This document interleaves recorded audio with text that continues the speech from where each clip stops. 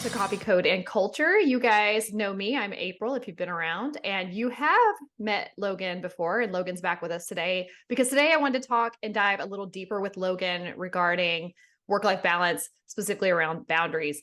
And Logan, the reason why I was wanting you to talk with me today is because specifically when you were interviewing for this role, the role you have now at Worthwhile, you were very vocal about your boundaries.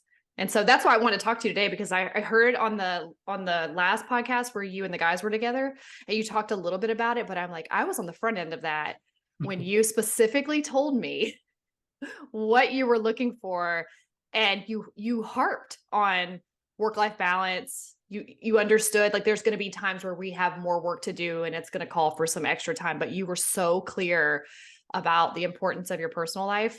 So number one, I wanted to jump into a little bit of your background. Did you have an experience once you got into the engineering field? Did you have an experience that taught you very quickly that you needed to learn how to set those boundaries, or have you always been that way? I haven't had like a horrible experience with it. I've pretty much set those boundaries from the beginning and be able to stay on top of it.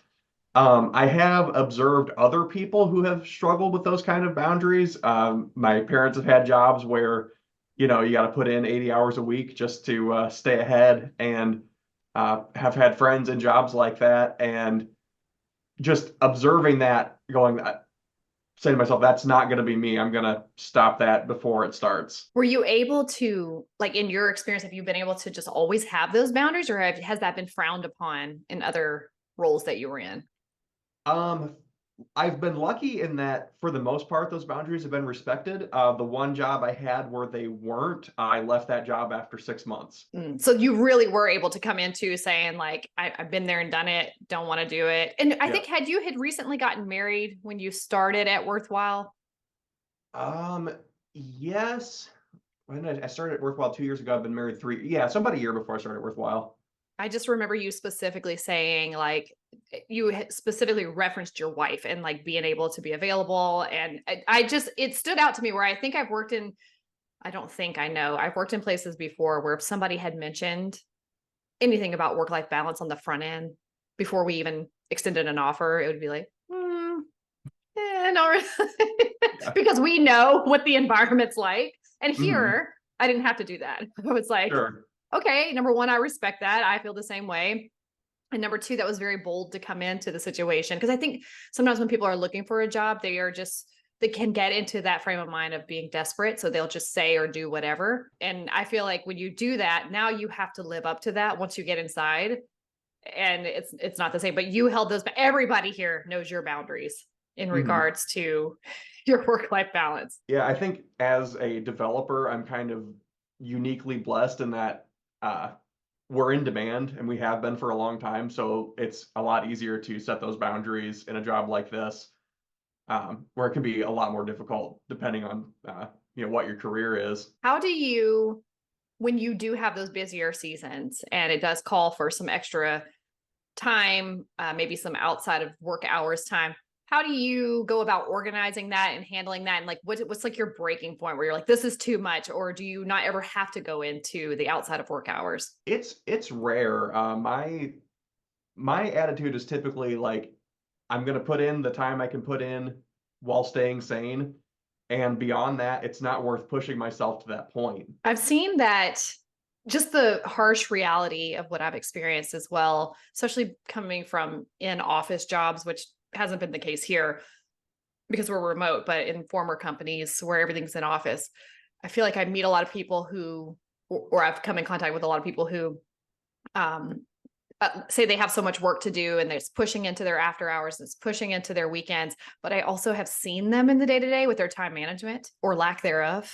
Do you have really good time management during your day? For the most part, as if I've got enough to keep me busy the entire day, I can usually stay focused the entire day. And uh, it's the biggest thing is just prioritization, knowing what is the most important thing to get done. Because when you're in a situation where, the work never stops and you're never going to get fully on top of it, you just have to decide what's most important to get done. And I'm going to focus on that. And I get done as much as I can get done in the time that I have. And once that time's run out, I stop for the day and I start again the next day. I heard that in the other episode that you did with the guys where you're like, if it's like 4:30 and I know like this is going to take more than 30 minutes, you just don't even start it. And like the rest of the group was like, oh, I'm like, oh, just I can look at it for 5 minutes. Oh, that's so dangerous. If I start looking at something like that, I can't stop thinking about it, and it starts cutting into, things outside of work, and it'll keep me up at night. There have been days where 2 in the morning, I start thinking about something from work, and like, I'm not gonna be able to stop thinking about this until I finish it, and I just have to go do it, and then once it's done, I could sleep.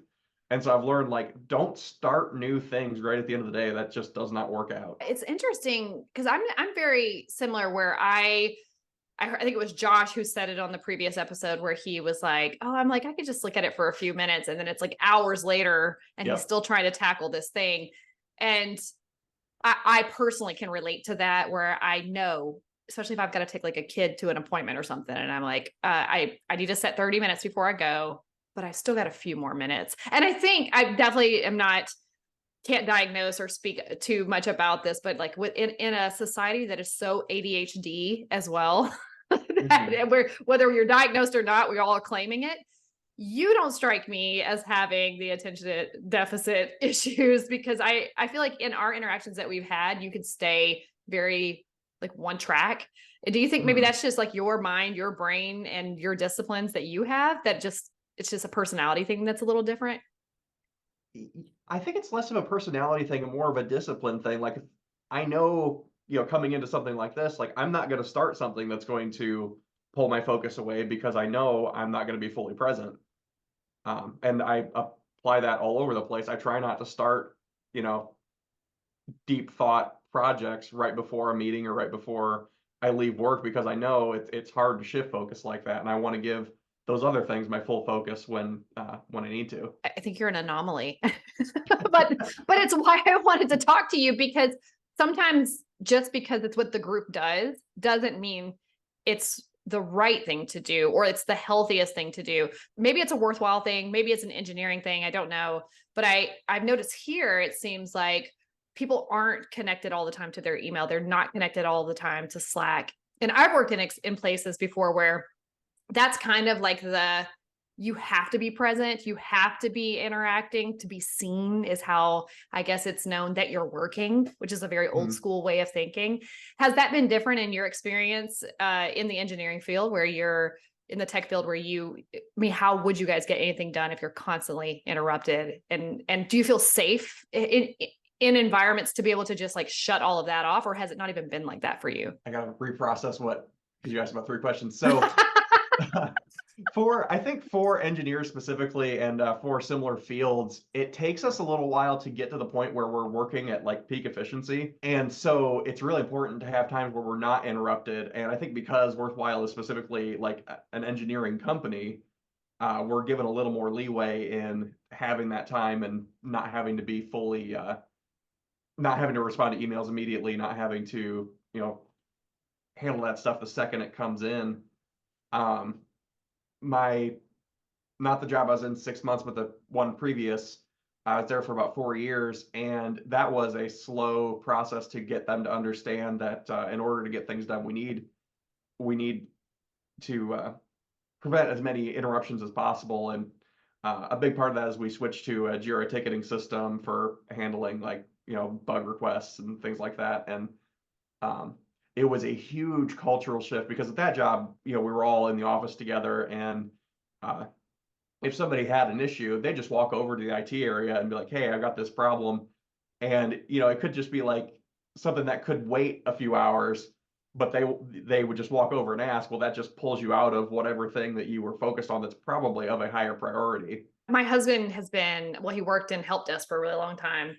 And they literally had to be behind locked doors because they just couldn't. If he would go to like fill up his water bottle, people would be stopping him and saying, hey, I put a ticket in. Did you see it? And he's like, Yep. I saw it. Or they would start telling him about a problem and he would go, do me a favor, put a ticket in. And then they would never put the ticket in because they're just trying to catch you on the go.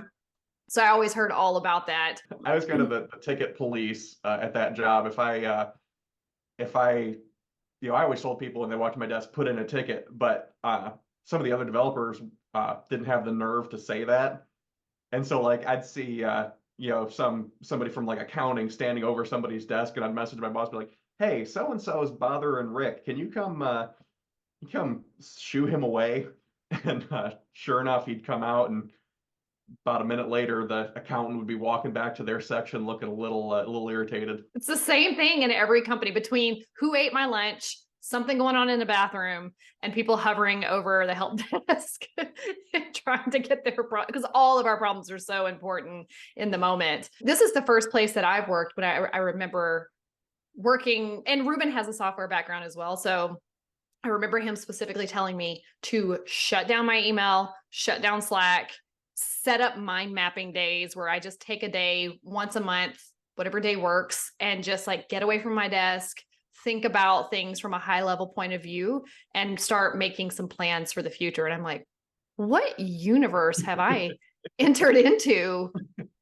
Like, turn everything off. And I had so much anxiety around turning off my Slack, turning off my email. But the more I paid attention to my time management and what I was doing with my time throughout the day, it's not that I wasn't working. It just wasn't good work. It was, you're constantly checking in or constantly responding to something, gives you like those quick dopamine hits, but it's not fruitful.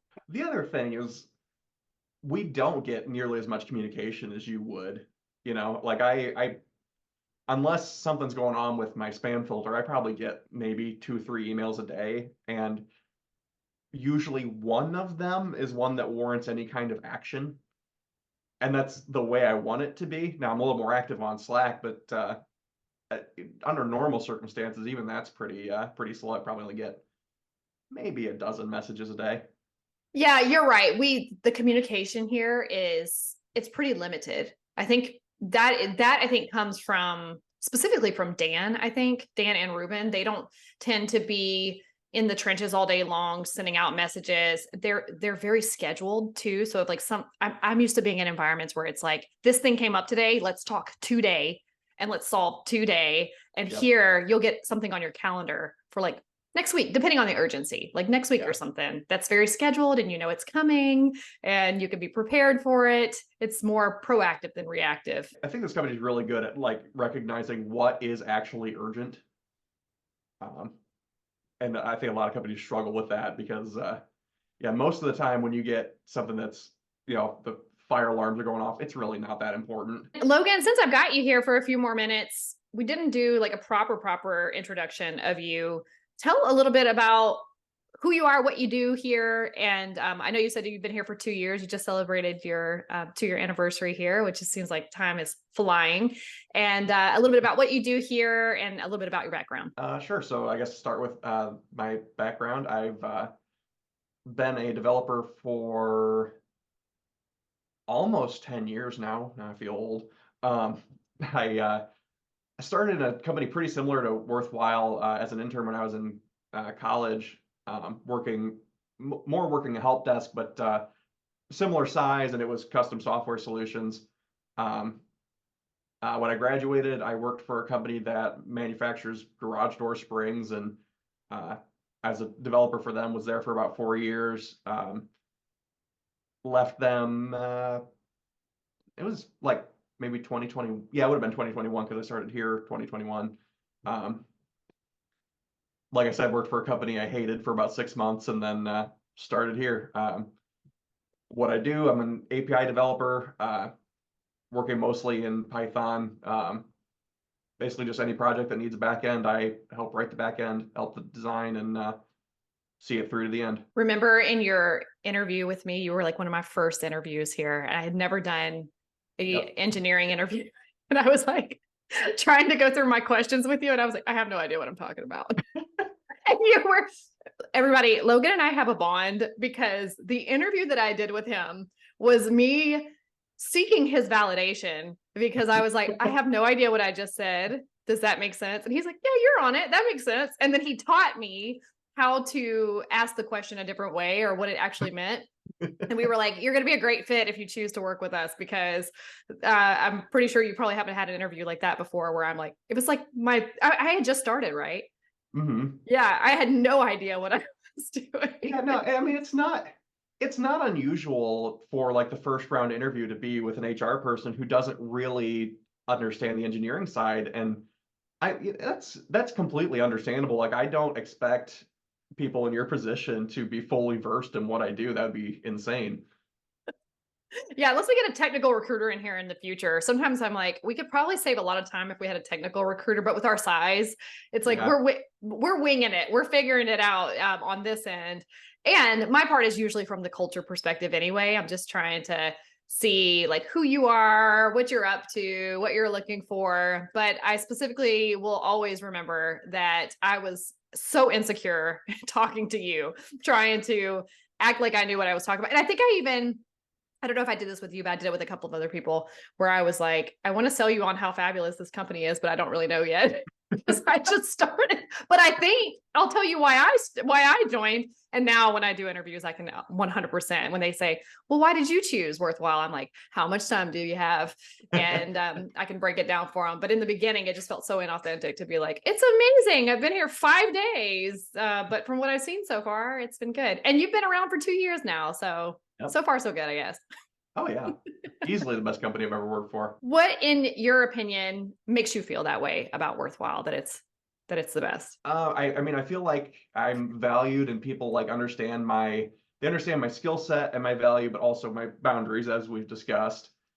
I think it's a good group of people. We've done a really good job figuring out who's going to be a good fit and retaining those people. Everyone seems to get along well and work well together. I feel like we could have our own sitcom when I think about The Office and those types of shows, because everybody has their own little quirk or their personality piece that adds to the puzzle. And that's what I love so much about one of the things I love so much about here is I feel like everybody truly is invited to be themselves. Mhm. And, like I think about you, you're like our little behind the scenes hilarious we are like, you never know when you're going to shoot something humorous into the conversation, but when it shows up, it is always on time and it is so Logan-fied and it toes the line just a little bit and it's so perfect. I think I've told you before, my mom and my stepmom are both HR managers. And so, like, I've learned where that line is and just exactly how far I can stick my toe over it. You should meet with Jason, give him some pointers because I was in a meeting with him earlier. He was on the line. And then he was like, you like how I get right on the line? I'm like, you're right on the line, but it's Jason being Jason. So it was Oh, really yeah. funny. But that's what I love about here too, is that it's like we're invited to just be the humans that we are. We're going to all grow together. Nobody has the answer, foolproof. And it's a place of sharing ideas. The last thing I'll ask you, back to our point of talking about boundaries and work-life balance and health is wealth and all of those things that we've been talking about over the past few episodes, is that anybody who's listening to this, especially people who are seeking to get into engineering to some degree or into the tech field, or they've come from those corporate environments where to take time off and to actually use your PTO without guilt Mhm. is not something that they've experienced, what advice or insights would you share with them as they go into the new year and they're thinking about how they want to set better boundaries for themselves in the future? What would you say to them? I think you should ask yourself why you need to set those boundaries because the reason to do it is to make sure you are taking the time to do the things that make you happy in life. And I, for some people, that's doing their job, and that's awesome. And don't get me wrong, I enjoy doing my job, but I write code for 8 hours a day, 5 days a week. That's plenty. I enjoy being a developer, but not for that much time. You know what I mean? So ask yourself what in life makes you happy, and are you taking the time to do those things? That's what helps me set my own boundaries. I know that my happiness comes from not only being a software developer, but from being a husband and being a musician and being somebody who keeps fish. I have to make sure I leave times for all of those things because that's what makes me feel happy and whole as a person. That's incredible. I know this is a little morbid, but one thing that I can't remember who I heard say this before, but they were like, if you fast forward, because we always think about like, it's just here and now, here and now. And if you fast forward to many years from now and you're on your deathbed, who's standing around it? And did you nurture and foster the relationships? And I think that whoever it was said it's going to be like 4 to 8 people. And that's all it's going to be. 4 to 8 people are going to be standing there. Did you spend the time with those 4 to 8 people? Are there going to be 4 to 8 people standing there?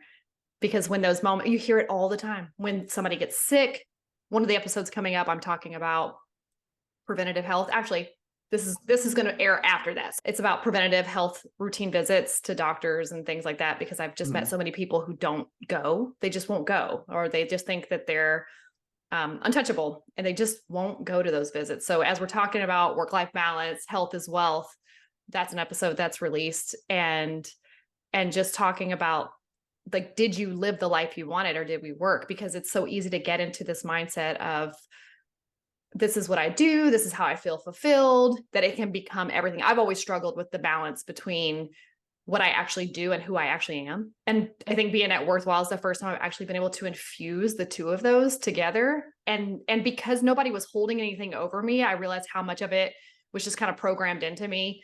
And I was raised that way. And now here I am at 38 years old, starting to pivot into, what's the life I want to be living outside of work? So it's really neat to have a conversation with you, because you have that, and we're always learning and growing with each other. And that's one of the reasons why I was like, I want to get Logan isolated to talk to him a little bit more, because number one, I know I've struggled in this area a lot. Even when I think I'm doing better, I just have this pool where I think a lot of people, myself included in the past, have been so tied to putting our identity into our work that if you take the work away, you don't know who you are anymore. Have you experienced that with people as well? No, I mean, not really. I feel like the people who would experience that you can't take the work away from them, they're going to find a way to do it. So, Because it's who they are. It's like, yeah, it's who kind they of, you're are. kind of taking their identity apart. And so unless they do that inner work of, like, it's a way bigger thing than like setting your PTO time. It's like actual inner work, probably some trauma. Actually, you know what? I'll take that back. I do know one person. I won't name them, but just recently they told me they were going to be on vacation for a week, and that we have a recurring meeting every week for some knowledge transfer. And this person told me, "Oh, well, I can still make the meeting. I can do it while I'm at breakfast." And I'm like, "Dude, enjoy your vacation. Don't talk to me. Are you crazy?" Things that I've experienced in the past too is that if I don't enjoy my time off, I start to get really resentful. And I don't think Mhm. people realize how often they're volunteering to show up during their time off, and what it does to, and for me, not here, but in other companies, to my family. When my family would see me, we're like on vacation and I'm taking a phone call. And again, I understand there's times where, like, there's some heavy lifting at work and things are going on, depending on the role that you're in and what your responsibilities are. But for the most part, like you said, it's not that urgent, and things can wait. You can wait till I get back. Yep. And I've had my fair share of jobs as well, where I know at the end of the day, those jobs go away. The jobs go away, the titles go away. And it's really about the investments that you made into your own personal growth, the people around you, and your skills, like, because, those things go with you. But yeah, I think that's great advice that you're giving. And like I said, I was joking with you about being an anomaly, but I think more people are starting to take back their power in wanting to have their boundaries, have their time off, Ruben tells me all the time, he's like, if people don't decompress, then we don't get the best out of them anyway. And I heard you say that in the former episode, previous Yeah. episode as well. Yeah, I've definitely seen that as like a movement, like uh your job is not your life, make time to do the things that make you happy. And I like seeing that, because I think we as a country, even, we have a culture of your job is the most important thing in your life. And I'm happy to see that that's slowly changing. Yeah, it is. Well, and it's pioneers like you who help set the tone as well, all across the board. Because when I think about things I've got going on, I'm like, what would Logan do in this situation? Logan would take us to I'll bring you a bracelet next all-in week. I'll say, what would Logan do? LD. We should pass them out. You know how often I'm telling people, take your PTO time. So Yep, we should hand them out as a reminder of, we should take our time off and we should enjoy it and actually be present when we do take it. Well, Logan, thank you so much for joining me today. Your words ring true across the board. I think this is a really good message for people to hear, especially as we're coming into the new year and as they're trying to think of, reflecting on the past year and and what they could have done different, and just take ownership of their time management inside of their work and their time outside of work, so that they can be whole and bring their best to the table every day.